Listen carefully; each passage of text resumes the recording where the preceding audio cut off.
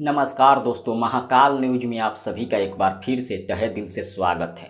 दोस्तों आपको बता दें, एक बार फिर से आप सभी को देखने को मिलेगा खेसारी लाल यादव और काजल राघवानी जी का जोड़ी। जी हाँ, दुर्गा पूजा के शुभ अवसर पर आप देख सकते हैं।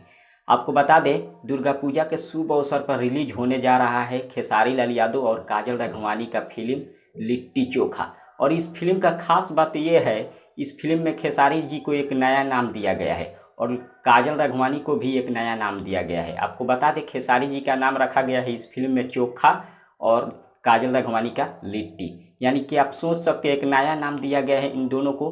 और इस फिल्म का डायरेक्टर है पराग पाटिल जी, प्रोड्यूसर है प्रदीप के शर्मा जी, जो कि दुर्गा पूजा के शुभ अवसर पर रिलीज होने जा रहा है। यह फिल्म बहुत ही ज़बरदस्त फिल्म है और पारिवारिक फिल्म है। आप अपने नज़दीकी सिनेमा हॉल में जाकर देख सकते हैं। बहुत ज़बरदस्त फिल्म बनाई गई है, क्योंकि इसका ट्रेलर देखकर बहुत ही ज़बरदस्त लगा और फिल्म भी काफ़ी ज़बरदस्त होने वाला है। आप लोग जाइए और देखिए। फिलहाल इतना ही, मिलते हैं अगले वीडियो में। धन्यवाद।